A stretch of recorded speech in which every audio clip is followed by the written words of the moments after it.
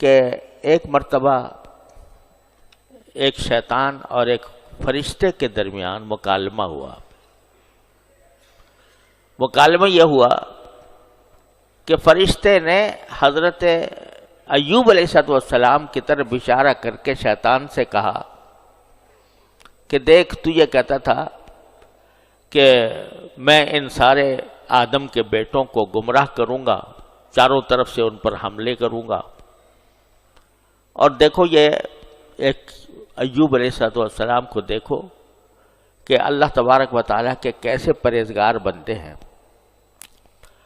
ایک طرف ان کو عبادت میں ایک اونچا مقام حاصل ہے، اور دوسری طرف ان کی دنیاوی زندگی بھی بڑی شاندار ہے، اور دنیا کا اتنا مال و دولت ان کے پاس ہونے کے باوجود اللہ تبارک و تعالیٰ سے ان کے تعلق میں کوئی کمی نہیں ہوئی،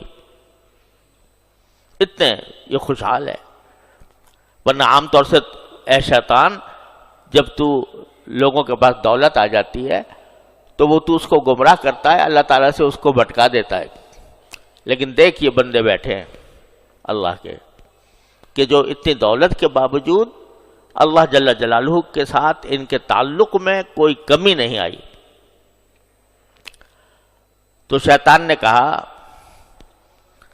ایک طرح سے شیخی بگار کر کہا کہ جو تم کہہ رہے ہو نا کہ یہ بہت پرہیزگار اور متقی آدمی ہے، میں ذرا سا ان کے اوپر ایک سایہ ڈال دوں تو دیکھنا ان کا تقوی، ان کی پرہیزگاری کہاں جاتی ہے. اور اب تو یہ اللہ میاں کے بہت بڑے بندے بنے ہوئے ہیں، اور اللہ تعالیٰ کے ساتھ ان کا تعلق بڑا مضبوط نظر آتا ہے. میں ذرا سا اگر ان کے اوپر ایک اپنا سایہ ڈالوں تو تم دیکھنا کہ یہ اللہ سے کیسے غافل ہو جائیں گے. بلکہ اس صحیفے میں یہ بھی مذکور ہے کہ اس نے کہا شیطان نے کہ یہ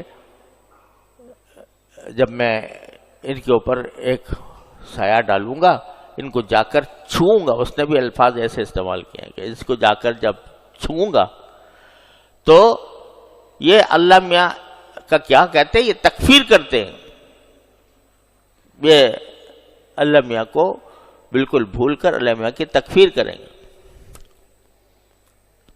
تو فرشتے نے کہا کہ مجھے نہیں لگتا کہ یہ اس حالت میں بھی اپنے پروردگار سے جدا ہوں گے.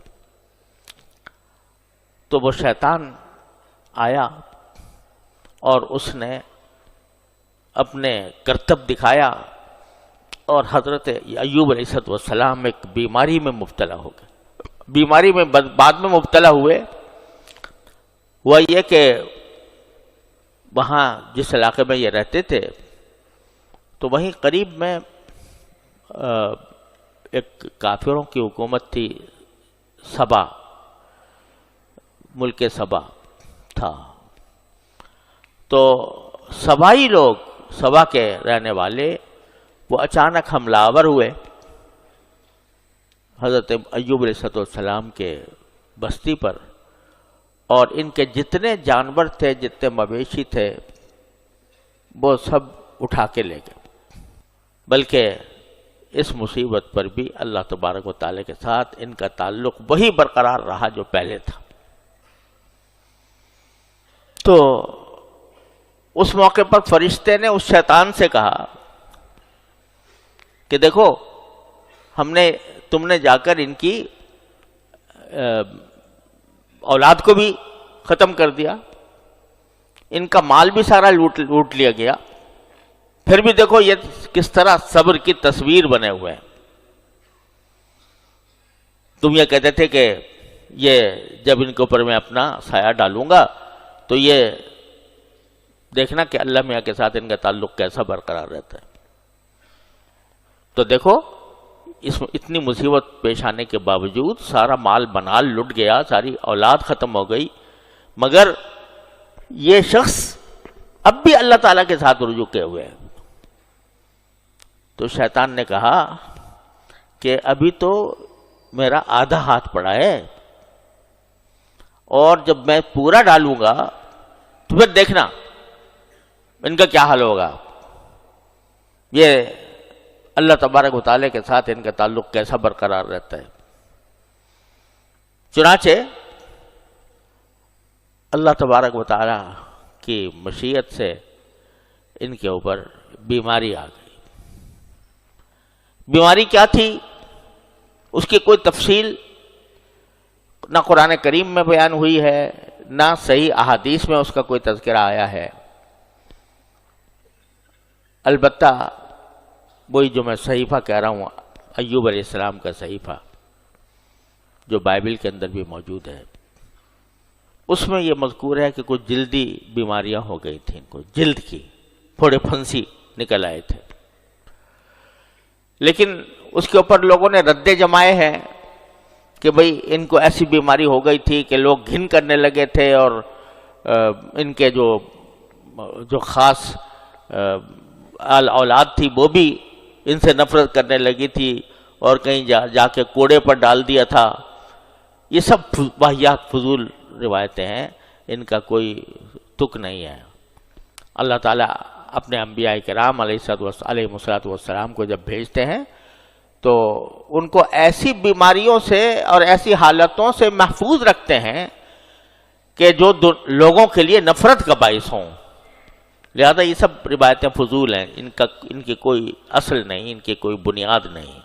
بیماری تھی بے شک، اور لمبی بیماری تھی جب یہ صورتحال پیش آئی۔ تو جب ایک طرف تو بیماری آ گئی، اور بیماری بھی ایسی جو تکلیف دہ بیماری تھی، مال منال ضائع ہو گیا، اولاد ہلاک ہو گئی، خود اپنے اوپر ایک ایسی بیماری لاحق ہو گئی کہ جو بے چین کرنے والی تھی۔ لیکن حضرت ایوب علیہ السلام کے اللہ تعالیٰ کے ساتھ تعلق میں کوئی فرق نہ آیا۔ اسی حالت میں ایک اور آزمائش آئی۔ آزمائش یہ آئی کہ 3 ان کے دوست تھے، ساتھی تھے، وہ آئے ان کے پاس بیماری کی حالت میں، اور ان میں سے ہر ایک نے اپنے دلائل پیش کر کے ان کے سامنے یہ بات کرنے کی کوشش کی کہ یہ جو بیماری آئی ہے یہ آپ کے کسی سخت گناہ کی وجہ سے آئی ہے، کوئی گناہ ہو گیا آپ سے زبردست، جس کی بنا پر یہ بیماری آئی ہے آپ کو۔ وہ سارا زور اپنے زور بیان اس بات پر صرف کرتے تھے، تینوں ساتھی، کہ یہ بیماری آپ کو آئی ہے کسی آپ کے شدید گناہ کی وجہ سے، اللہ تعالیٰ آپ سے ناراض ہے، اس گناہ کی وجہ سے اللہ تعالیٰ آپ سے ناراض ہے۔ جواب میں ایوب علیہ السلام یہ فرماتے تھے کہ نہیں، میرا مالک مجھ سے ناراض نہیں ہے، اور تم مجھے بار بار یہ سمجھاتے ہو کہ اللہ تعالیٰ تم سے ناراض ہے، لہذا میں اللہ تعالیٰ سے ایک بعد پیدا ہو جائے میرا اللہ تعالیٰ کے درمیان، تو میں تمہاری یہ بات نہیں مانوں گا۔ میرا اللہ میرے قریب ہے، میرا اللہ مجھ سے ناراض نہیں ہے، راضی ہے۔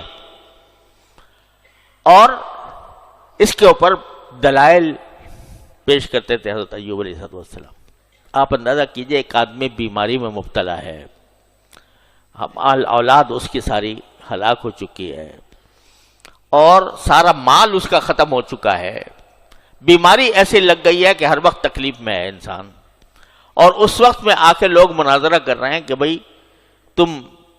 یہ تمہاری گناہوں کی سزا ہے، اللہ میاں ناراض ہے تم سے، اور اس کے جواب میں یہ مناظرہ کر رہے ہیں کہ نہیں، میرا اللہ مجھ سے ناراض نہیں ہے، ہاں مجھ پر اللہ نے یہ آزمائش مسلط کی ہے، اور اس آزمائش میں مجھے صبر سے کام لینا چاہیے، اور جب میں صبر سے کام لوں گا تو میرا مولا ضرور مجھے اس مشکل سے نجات دلائے گا۔ کہ حضرت ایوب علیہ السلام کو اللہ تعالیٰ نے صبر کا بہت اونچا مقام عطا فرمایا تھا، اور ان کو ایک مدت تک ایک سخت بیماری نے پکڑا ہوا تھا، اور اسی میں انہوں نے پھر دعا مانگی تو اللہ تعالیٰ نے ان کو شفا عطا فرمائی۔ ایوب علیہ السلام کی اس دعا میں ہے، میں اللہ میاں 3 باتیں کہہ رہا ہوں، میں ہوں، میری بیماری ہے، اور تو ارحم الراحمین ہے۔ میں کچھ نہیں کہتا آپ کیا کریں آپ کیا نہ کریں۔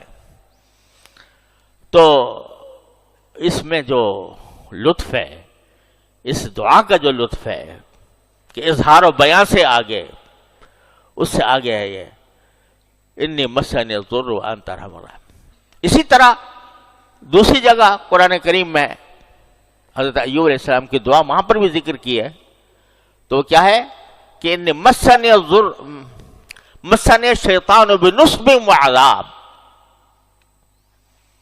وہاں بھی بس اتنا ہے کہ یا اللہ مجھے شیطان چھو گیا ہے تکلیف دے کر، اور میرے اندر بیماری آزار پیدا کر کے مجھے چھو گیا ہے۔ بس وہاں پر بھی کوئی ایسا جملہ نہیں ہے یا اللہ مجھے شفا دے دے، بلکہ اپنی حالت پیش کر دی اور اس پوری حالت کو دعا بنا دیا۔ تو جب یہ دعا ہوئی تو قرآن کریم فرماتے ہیں ارکض برجلک ھذا مغتسل بارد وشراب۔ جب یہ دعا پہنچی ہے باری تعالیٰ کے مقام تک تو اللہ تعالیٰ نے حکم دیا ارکض برجلک، اپنا پاؤں زور سے مارو اس پتھر پر، بس یہ تمہاری شفا کا راستہ ہے۔ ارکض برجلک، اپنا پاؤں مارو زور سے اس پتھر کے اوپر، تو کیا ہوگا؟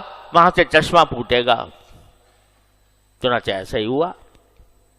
حضرت ایوب علیہ السلام، اسی بعض روایات کے اندر آیا ہے کہ جب اٹھ کے جانے لگے تو پہلے تو یہ حالت ہو گئی تھی کہ چلنا ہی مشکل تھا، لیکن ان کی اہلیہ وفادار اہلیہ تھیں، وہ مسلسل ان کے ساتھ رہتی تھیں۔ تو جب جانے لگے تو اہلیہ نے پوچھا کہاں چلے، کیسے جا رہے ہو؟ تو حضرت ایوب علیہ السلام نے فرمایا مجھے حکم ہوا ہے کہ میں آگے جا کر اس کے اوپر پتھر پر پاؤں ماروں۔ چلے گئے، پتھر پر پاؤں مارا تو پانی ابل پڑا، اور اللہ تعالیٰ کی طرف سے یہ حکم آیا کہ ھذا مغتسل بارد وشراب۔ دیکھو یہ جو پانی ابالا ہے ہم نے زمین سے، تم نے پاؤں مارا تھا، یہاں سے چشمہ ابال دیا، اور اس چشمے کے اندر یہ تمہارے نہانے کا پانی بھی ہے، ٹھنڈا پانی، مغتسل بارد، ٹھنڈا پانی ہے تمہارے غسل کرنے کے لیے، اور شراب اور تمہارے پینے کے لیے۔ چنانچہ غسل کیا، حضرت ایوب علیہ السلام نے غسل فرمایا اس چشمے سے، اور جب غسل کر کے فارغ ہوئے تو وہ ساری بیماری جا چکی تھی۔ بیماری کی وجہ سے جو چہرے کے اوپر تغیرات آئے تھے وہ جا چکے تھے، اور اسی طرح کھلا ہوا خوشگوار چہرہ جو پہلے تھا اسی کے ساتھ وہاں سے واپس لوٹے۔ یہاں تک کہ ان روایات میں آتا ہے کہ حضرت ایوب علیہ السلام کی اہلیہ پہچان نہیں سکیں کہ یہ وہی ہیں، کیونکہ اس عرصے دراز تک بیماریوں کی وجہ سے چہرے پر تغیرات آ چکے تھے، جسم پر تغیرات آ چکے تھے۔ جب اللہ تعالیٰ نے شفا عطا فرمائی تو سب واپس دے دیا، چہرے کی تازگی بھی واپس دے دی، بشاشت بھی واپس دے دی، اور بیوی بھی پہچانتے ہوئے مشکل ہو رہی تھی بیوی کو کہ یہ وہی میرا شوہر ہے۔ تو اس کے بعد اللہ تبارک و تعالیٰ نے یہ کرم فرمایا کہ فرماتے ہیں وَآتَيْنَاهُ أَهْلَهُ وَمِثْلَهُ مَعَهُ، کہ اس کے بعد ہم نے جو ان کے گھر والے ہلاک ہو گئے تھے نا، بیٹے بیٹیاں، تو ہم نے اتنے ہی گھر والے ان کو دے دیے، بلکہ اس سے دگنے دے دیے۔ اب اس کے مطلب یہ بھی ہو سکتا ہے کہ جو ہلاک ہو گئے تھے ان کو دوبارہ اللہ نے زندہ کر دیا ہو تو اس کی ذات سے کیا بعید ہے. اور یہ بھی ہو سکتا ہے کہ آگے پھر انہوں نے ان کے ہاں اور مزید اولاد ہوئی اور اتنی ہوئی بلکہ اس سے دگنی ہو گئی تو اللہ تبارک و تعالیٰ نے وہ بھی دے دیے. اور وہ جو مال مویشی جو تھے وہ بھی اللہ تبارک و تعالیٰ نے واپس عطا فرما دیا، پھر اسی طریقے سے زندگی رہنے لگے. لیکن ان کا واقعہ بتا کر اللہ تبارک و تعالیٰ ہم آپ کو جو سنا رہے ہیں واقعہ، محض قرآن کریم میں جب کوئی واقعہ آتا ہے تو وہ محض قصہ کہانی نہیں ہوتی کہ بھئی افسانہ ترازی ہے، افسانہ سے بتایا جا رہا ہے. اس کے پیچھے سبق ہوتے ہیں. سبق یہ دیا کہ دیکھو ایوب علیہ السلام کو دیکھو، شیطان بڑا دعویٰ کر رہا تھا، اگر وہ روایت صحیح ہے تو شیطان بڑا دعویٰ کر رہا تھا کہ ان کی ساری راست بازی، سارا تقویٰ میں ختم کر دوں گا، ان کو بیماری کے اندر مبتلا ہوں گے تو. لیکن وہ صبر و استقامت کا پہاڑ، ان کو آنے والے کہہ رہے ہیں کہ تجھ سے اللہ ناراض ہے، مگر وہ ڈٹا ہوا ہے کہ نہیں، میں ناراض نہیں ہے، جب اس کا حکم ہوگا خود بخود ٹھیک ہو جائے گا، اور مجھے اس وقت تک صبر کرنا ہے. صبر کا یہ اعلیٰ ترین مقام حضرت ایوب علیہ السلام کو مثال دی جاتی ہے آج دنیا میں. صبر ایوب علیہ السلام کا صبر